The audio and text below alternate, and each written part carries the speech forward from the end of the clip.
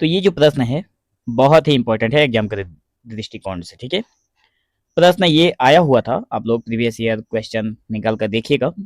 शायद दिसंबर 2023 का पेपर है। कबीर की कविता में निहित रहस्यवाद को स्पष्ट कीजिए। बहुत ही महत्वपूर्ण है। मतलब कबीर की जितनी भी कविताएं हैं या फिर जो भी दोहे हैं, काव्य हैं, उन्होंने रची हैं, उसमें उनकी क्या रहस्य छिपा हुआ है, उनकी बातों में या फिर उनके द्वारा कहे गए दोहों में कौन सा रहस्यवाद, इसी को रहस्यवाद कहा गया है। ठीक है, कौन सा रहस्य है उसी के बारे में बताना है। एक क्वेश्चन बन जाता है इससे। भूमिका में लिखेंगे, आप सभी लोगों को पता है। तो ठीक, मेरा आप लोगों से रिक्वेस्ट है, पिछले वीडियो की तरह जिस तरह आप लोगों ने कमेंट किया था, मुझे बहुत अच्छा लगा। बहुत सारे बच्चों ने कमेंट किया है कि वो कहाँ से वीडियो देख रहे हैं। तो मुझे और खुशी होगी अगर आप लोग इस वीडियो को देखने के बाद भी अगर आप लोग कमेंट सेक्शन में एक कमेंट, छोटा सा कमेंट मेरे लिए छोड़ कर जा सकते हैं कि वीडियो आप कहाँ से देख रहे हैं। ठीक है, तो बढ़ते हैं आगे और देखेंगे कि भूमिका में क्या लिखना है। कबीरदास, जो कि 15वीं शताब्दी के भारत में भक्ति आंदोलन के एक महान संत कवि थे, जिनकी वाणी में अध्यात्म, सामाजिक चेतना और रहस्यवाद का अद्भुत समन्वय मिलता है। मतलब कबीरदास जो हैं वो भक्ति आंदोलन जब हुआ था उसमें अपनी मतलब एक महान कवि के रूप में सामने उभर कर आते हैं। और इन्होंने अपनी वाणी में मतलब अपने दोहों में या फिर इन्होंने जो भी रचा है उसमें, अपनी रचनाओं में लोगों को जगाने का काम किया है। मतलब सामाजिक चेतना, आध्यात्म के बारे में इन्होंने कहा है और रहस्यवाद के बारे में भी कहा है। उनका काव्य केवल धार्मिक उपदेश नहीं देता है, बल्कि एक आत्मानुभूत सत्य का संप्रेषण है। कबीर का रहस्यवाद जो है किसी एक संप्रदाय, ग्रंथ या धार्मिक अनुशासन में सीमित नहीं है, वह अनुभवजन्य सत्य पर आधारित है। मतलब कहने का मतलब यह है कि कबीरदास की जितनी भी रचनाएं हैं वो सत्य पर आधारित है। मतलब कबीरदास ने अपनी आंखों देखी घटनाओं का वर्णन किया है और वो किसी भी धर्म के पक्ष में नहीं है, किसी भी धार्मिक ग्रंथ को फॉलो नहीं करते हैं, ना ही हिंदू को मानते हैं, ना ही मुस्लिम को मानते हैं, ना ही क्रिस्तान को मानते हैं, ना ही सिख को मानते हैं, ना ही ईसाई को मानते हैं, किसी भी धर्म के पक्ष में नहीं है। ठीक है, और मतलब उनका जो उपदेश है, यहाँ पे साफ तौर पे लिखा गया है कि उनका जो उपदेश है वो किसी धार्मिक उपदेश नहीं है, बल्कि आत्मानुभूत सत्य का संप्रेषण है। उनकी आत्मा ने जो अनुभव किया है उसी का उन्होंने संप्रेषण करके सभी के सामने प्रस्तुत किए हैं। तो यहाँ पर आगे देखिए और लिखा है कि वह अनुभवजन्य सत्य पर आधारित है, जहाँ परमात्मा के साथ एकात्मकता का लक्ष्य साधा गया है। उनकी कविता में रहस्यवाद एक गहरे दर्शन के रूप में प्रकट होता है, जो शब्द से परे अनुभव, अंतर्दृष्टि और साक्षात्कार की ओर संकेत करता है। ठीक है, तो मुख्य उत्तर में या फिर कबीर की कविता में निहित जो रहस्यवाद है उसकी ओर हम लोग आगे बढ़ते हैं और पहला नंबर बिंदु देखेंगे, अनुभव जन्य। यहाँ पे आप लोग देख सकते हैं, मैं मार्क कर देता हूँ, अनुभव जन्य साधना की प्रधानता। मतलब कबीर का जो रहस्यवाद है किसी औपचारिक विधि या ग्रंथ आधारित ज्ञान से नहीं, बल्कि आत्मानुभव से उपजा है। उन्होंने कहा, पोथी पढ़ी पढ़ी जगमुआ पंडित भया न कोय। इसका अर्थ है कि ज्ञान वह नहीं जो पुस्तकों में है, बल्कि वह है जो स्वयं के भीतर खोजा गया है। यही उनका पहला रहस्यवादी संकेत है और ज्ञान को अनुभव बनाना। ठीक है, तो देखिए यहाँ पर कबीरदास का कहना है कि जो मतलब रहस्यवाद है वो क्या है कि किसी पहले से लिखी हुई ग्रंथ पर आधारित ज्ञान उन्होंने नहीं कहा है, वे अपनी आत्मा का अनुभव लोगों को बताए हैं। जैसे उन्होंने ये लाइन जो कही है उनके साखी में आता है कि पोथी पढ़ी पढ़ी जगमुआ पंडित भयानक होए। मतलब इस लाइन का सीधा सा मतलब है कि जो पुस्तक है उसको पढ़कर कोई ज्ञान या फिर पंडित नहीं बन सकता। पंडित व्यक्ति वही कहलाता है जो का मतलब जिसका स्वयं या फिर अंदर से जो ज्ञान निकलता है। ठीक वैसा ही जैसा कबीरदास ने क्या किया है, लोगों को बताया है अपने अनुभव के जरिए। दूसरा नंबर बिंदु है निराकार ब्रह्म की अवधारणा। मतलब कबीर ने किसी मूर्ति, मंदिर या कर्म कांड को ईश्वर की प्राप्ति का माध्यम नहीं माना। कबीरदास ने क्या किया, किसी भी मूर्ति को, चाहे कोई मंदिर ले लीजिए, मूर्ति ले लीजिए, ठीक है, किसी भी तरह के जो कर्मकांड होते हैं उन सबको कबीरदास ने कभी भी ईश्वर प्राप्ति का माध्यम नहीं बताया। कबीरदास कहते हैं कि पूजा पाठ करने से भगवान मिलते ही नहीं है, इनका साफ तौर पर कहना यही था। उन्होंने एक ऐसे निराकार राम या अलग पुरुष का वर्णन किया है जो दृष्टि से परे है।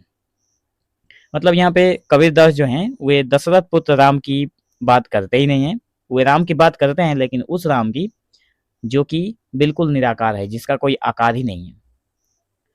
तो मतलब पर अनुभूति से साक्षात होता है। कबीरदास का कहना है कि राम तो है लेकिन एक ऐसा पुरुष है जो दृष्टि से परे है, वो दिखाई नहीं देता है और अनुभूति से उसका मतलब उसको फील किया जा सकता है। तो जानी जानी रे, यहाँ पे एक पंक्ति दिया हुआ है कि जानी जानी रे साधो यही साची बात, राम निरंजन न्यारा सहजय आवे हाथ। ये जो पंक्ति दिया गया है इसी से संबंधित है। ठीक है, तीसरा नंबर बिंदु देखिए आप लोग, वाज्य आडंबरों का विरोध। कबीरदास की जब भी हम लोग कुछ पढ़ते हैं उसमें बाहरी दिखावे के ऊपर उन्होंने जोरदार व्यंग किया है। कबीर का रहस्यवाद जो है वो आडंबर, जात पात, तीर्थ और कर्मकांड का विरोध करता है, क्योंकि इन वाज्य साधनों में उलझकर साधक जो होते हैं आत्म तत्व से दूर हो जाता है। कबीरदास का कहना है कि बाहरी दिखावे में पड़कर जो भी भक्त होते हैं वे भगवान से बहुत दूर चले जाते हैं, भगवान को नहीं पा सकते, अपने आत्म तत्व को नहीं जान सकते हैं।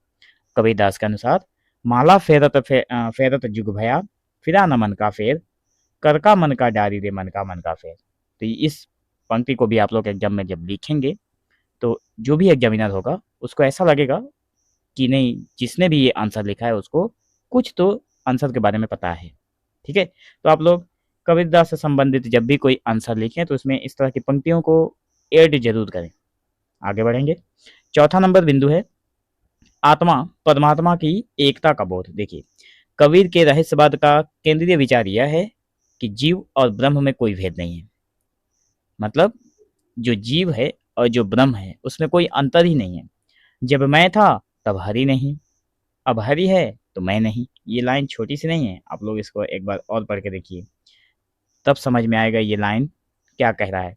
जब मैं था तब हरि नहीं, यहाँ पे कहने का मतलब है मैं, यहाँ पे जो आप लोग देख पा रहे हैं ये मैं मतलब कोई आदमी नहीं है, ये मैं का मतलब हो गया घमंड।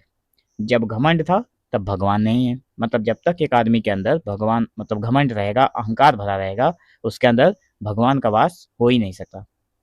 अब हरि है तो मैं नहीं, मतलब अगर किसी भी आदमी के अंदर अहंकार भरा हुआ है तो उसके अंदर भगवान नहीं रहेंगे, और जब भगवान रहेंगे तो वो मैं शब्द जो है मतलब जो अहंकार है वो नहीं रहेगा। इसका मतलब यही है। ठीक है, तो सब अंधियारा मिट गया जब दीपक देखा माही।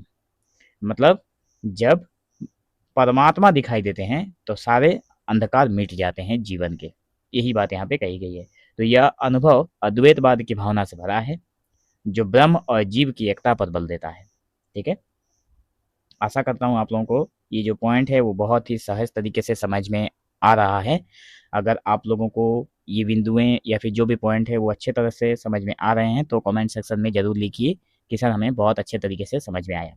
ठीक है, जब बच्चे इस तरह के कमेंट्स करते हैं तो मुझे बहुत खुशी होती है। ठीक है, जितने भी बच्चा कहना गलत है, जितने भी फ्रेंड्स हैं, ठीक है, जितने भी फ्रेंड कमेंट करते हैं सब मतलब सबका कमेंट का रिप्लाई तो मैं देता हूँ, इसलिए एक दो अगर छूट भी जाता है तो आप लोग सभी लोग समझदार हैं, जानते हैं कि बहुत प्रॉब्लम्स रहते हैं। ठीक है, 5 नंबर देखिए सहज योग और सहज भाव की उपासना। मतलब कबीर ने योग और साधना को भी सहज भाव से अपनाने की बात कही है। उनका रहस्यवाद जटिल योग या तपस्या की नहीं, सहज अवस्था की बात करता है। मतलब कबीरदास ने योग साधना इन सब की ओर भी ध्यान देने की बात कहते हैं। ठीक है, और उन्होंने कहा भी है कि जो रहस्यवाद है वो जटिल योग और तपस्या की नहीं है बल्कि सहज अवस्था की बात करता है।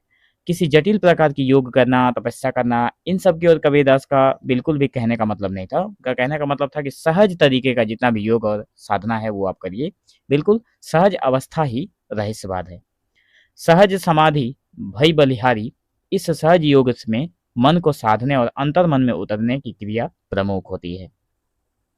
छठा नंबर एक बिंदु आता है शून्यता और मौन का बोध। देखिए, कबीर के रहस्यवाद में शून्य एक दार्शनिक अवधारणा है जो पारंपरिक बौद्ध और योगी चिंतन से जुड़ी है। मतलब एक यहाँ पे पंक्ति है, देखिए, जहां देखूं तहां तू ही तू और न दूजा कोय, शून्य महल में सुन बसे, जहां पहुंचे ना कोय। यहाँ शून्य कोई रिक्तता नहीं है बल्कि पूर्णता का संकेत है, जहाँ शब्द समाप्त होते हैं और अनुभूति प्रारंभ होती है। मतलब यहाँ पे ईश्वर को ही यहाँ पे इन्होंने फिर से कहा है कि जहाँ देखूं तहाँ तू ही तू। ईश्वर को इन्हें कहते हैं कि जहाँ भी ये देख रहे हैं वहां पे ईश्वर ही दिखाई देते हैं, और न दूजा कोई, मतलब ईश्वर के बिना दूसरा कुछ भी इन्हें दिखाई नहीं देता। शून्य महल में सुन बसे, ठीक है, जहाँ पहुंचे ना कोई, मतलब उस महल में ये शून्य महल में सुन बसे, मतलब हो गया कि ये उस पूर्णता तक पहुंच गए हैं, ये ईश्वर को पा सकते हैं या फिर पा चुके हैं जहां तक हर कोई नहीं पहुंच सकता। और किस तरह से पहुंचे हैं? अपने रहस्यवाद के चलते। रहस्यवाद में क्या है? बिल्कुल वो आसान तरीका है जिससे ईश्वर की प्राप्ति होती है, जहां शब्द समाप्त होते हैं और अनुभूति प्रारंभ होती है। जब हमारे शब्द खत्म हो जाते हैं और हमारे अनुभव जो हैं वही काम आते हैं, वही तो परमात्मा को पाने का क्या बोलूं, स्टेज है। ठीक है। सातवां नंबर में है गुरु की रहस्यात्मक भूमिका। देखिए, कबीर के अनुसार गुरु वही है जो आत्मा को ब्रह्म से मिलाने वाला द्वार है। ठीक है। गुरु गोविंद दो खड़े काके लागू पाए, बलिहारी गुरु आपने गोविंद दियो बताए। यहाँ गुरु बाह्य शिक्षक नहीं है बल्कि आत्मा में स्थिर दिव्य प्रकाश या जागृति का प्रतीक है। तो देखिए, गुरु को इन्होंने क्या कहा है कि गुरु वही है जो आत्मा को परमात्मा, ब्रह्म मतलब परमात्मा से मिलाने का रास्ता बना के देता है। ठीक है। तो दो लाइन कही गई यहाँ पे, जो पंक्तियां कही गई है आप लोग इस पंक्तियों को भी ऐड करिए कि गुरु गोविंद दो खड़े काके लागू पाए। गुरु और गोविंद दोनों खड़े हैं, पहले किसका पैर मतलब छू, कबीरदास का कहना है। बलिहारी गुरु आपने गोविंद दियो बताए। ठीक है। तो गुरु के पैर छुएं या फिर गोविंद के, वो बोल रहे हैं कि वो बताकर, मतलब गोविंद ही बता दें कि जो गुरु का पैर पहले छूना चाहिए या गोविंद का। ठीक है। तो यहाँ पे गुरु जो है वो शिक्षक नहीं है बल्कि यहाँ पे आत्मा में स्थित जो दिव्य प्रकाश है, उस तरह के भाव को यहाँ पे वर्णन करने की कोशिश की है कबीरदास ने। 8वां नंबर बिंदु है शब्द ब्रह्म और नाम स्मरण। कबीर के रहस्यवाद में शब्द को भी ब्रह्म कहा गया है। कबीर का जो रहस्यवाद है इसमें एक एक शब्द को भी ब्रह्म कहा गया है। शब्द ही ब्रह्म बखान है, शब्द ही उपजे भान। उनका रहस्यवाद नाम को साधना का केंद्र बनाता है। यह नाम कोई अक्षर नहीं है बल्कि वह ध्वनि या कंपन है जो अंतर्मन को अलौकित करता है। यहाँ पर उनका रहस्यवाद जो है नाम साधना को केंद्र बनाता है, मतलब नाम शब्द जो है उसी से वो केंद्र में है। ठीक है। वही साधना का केंद्र है नाम। और नाम कहने का मतलब है कि कोई किसी का अक्षर नहीं है बल्कि वो कंपन है जो मन से निकलता है, वो ध्वनि है जो अंतर मन को प्रकाशित करता है। अंतर मन को प्रकाशित करने वाली ध्वनि को ही यहाँ पे नाम का या फिर साधना का, नाम बोलकर साधना का केंद्र बताया गया है। 9 नंबर का बिंदु है पारंपरिक द्वैत के निषेध की प्रवृत्ति। देखिए, कबीर किसी प्रकार के द्वैत को नहीं मानते, चाहे वो हिंदू मुस्लिम हो या फिर आत्मा परमात्मा हो या जड़ चेतन हो। उनका रहस्यवाद समन्वयवादी है। हमन है इश्क मस्ताना, हमन को होशियारी क्या, रहे आजाद या जग से, हमन दुनिया से यारी क्या। ठीक है। बिल्कुल आसान भाषा में लिखा हुआ है, सारी चीजें आप लोगों को क्लियर समझ में आ रही है। 10वां नंबर बिंदु में क्या है कि मृत्यु और आत्मा की अमरता का अनुभव पर भी यहाँ पे बातें कही है। कबीर मृत्यु को अंत नहीं मानते हैं। बिल्कुल छोटी सी बात है लेकिन बहुत बड़ी है कि जो मृत्यु है वो अंत नहीं होता है, ये बात कबीरदास कहते हैं। उनका रहस्यवाद आत्मा की अमरता, पुनर्जन्म और परमात्मा से एकात्मता के सतत प्रवाह को उद्घाटित करता है। मरते मरते जगमुआ, मरा न मन का मोल, यह मृत्यु के पार का अनुभव उन्हें रहस्यवादी बनाता है। मतलब रहस्यवाद क्या है? जो हम लोग जानते ही नहीं है, रहस्य में छुपा है। आधे अधूरे जानते हैं, आधे अधूरे नहीं जानते हैं। तो कबीरदास का कहना है कि मृत्यु किसी का होता नहीं है, जो मृत्यु है वो कभी खत्म होता नहीं है, एक के बाद एक होता है। अमरता, आत्मा की अमरता पर इन्होंने बात कही है। पुनर्जन्म भी होता है, इसके ऊपर भी बात कही है। परमात्मा से मिलने वाली बात को भी कहते हैं। इसलिए यहाँ पे रहस्यवाद हुई है जो कि हम लोग अपनी आंखों से देख नहीं सकते, और जो देखा वो फिर कहने के लायक नहीं बचा। ठीक है। तो निष्कर्ष के तौर पर हम लोग यही कहेंगे कि कबीर का रहस्यवाद किसी दार्शनिक प्रणाली या धर्मशास्त्र का बौद्धिक परिणाम नहीं है, किसी भी बुक से कॉपी पेस्ट नहीं किया गया है, कहने का मतलब यही है, बल्कि उनके अपने अनुभव से अपनी सूक्ष्म दृष्टियों से देखकर उन्होंने जो बात कही है वो बिल्कुल समाज में चल रहे सत्य को उन्होंने लिखा है। उन्होंने निर्गुण भक्ति, सहज योग और आत्मा परमात्मा की एकता के द्वारा एक ऐसा रहस्यात्मक दर्शन प्रस्तुत किया है जो आज भी आध्यात्मिक खोज की दिशा में प्रेरणा देता है। कबीर की कविता में निहित रहस्यवाद एक ऐसी चेतना है जो व्यक्ति को भीतर की यात्रा, मौन की भाषा और सत्य के साक्षात्कार की ओर ले जाती है। तो दोस्तों, बात इतनी सी है और जो भाषाएं हैं, वीडियो में जो भाषाएं लिखी गई हैं पीडीएफ में, बहुत ही आसान है। आप लोग अगर एक बार पीडीएफ को सुन लेते हैं, वीडियो को सुन लेते हैं और पीडीएफ को पढ़ लेते हैं तो आप लोगों के सारे कॉन्सेप्ट क्लियर होने के चांसेस 90% तक बढ़ जाते हैं। तो मेक श्योर आप लोग चैनल के साथ बने रहें। और बहुत सारे ऐसे फ्रेंड्स हैं जिन्होंने व्हाट्सएप में भी कहा है कि इस चैप्टर का अपलोड करिए या फिर इस ईयर का क्वेश्चन पेपर जो है उसको सॉल्व करा दीजिए एग्जाम से पहले। तो मुझे पता है एग्जाम आप लोगों का 12 को है, आज 1 तारीख है, 1 जून है, ठीक है। तो उससे पहले हो ही जाएगा, बस मैं भी थोड़ा बिजी रहता हूँ इसलिए वीडियो अपलोड नहीं कर पाता हूँ। फिर भी काम प्रोसेस जो है वो चलता है, मिलेगा आप लोगों को जल्दी, 2-3 दिन के अंदर सारी चीज़ें मिल जाएंगी। तो बने रहें चैनल के साथ सारी चीज़ें पाने के लिए। और हाँ, अगर किसी को पीडीएफ चाहिए तो आप लोग दिए गए व्हाट्सअप नंबर पर आप लोग कांटेक्ट करें, व्हाट्सअप नंबर डिस्क्रिप्शन में मिलेगा। और जो पेमेंट की बात है तो आप लोग जो डिस्क्रिप्शन है उसमें पीडीएफ वाला जो वीडियो है उसका भी लिंक मिलेगा, या फिर जो प्ले लिस्ट है उसका लिंक मिलेगा। तो आप लोग जाकर वीडियो को एक बार देख लीजिए कि कितना पेमेंट करना है, उसके बाद आप लोग व्हाट्सअप करके पीडीएफ को खरीद सकते हैं, ठीक है। तो मिलेंगे दोस्तों हम लोग एक नए वीडियो में, तब तक के लिए धन्यवाद। देखते रहिए हिंदी परीक्षा इसके यूट्यूब चैनल।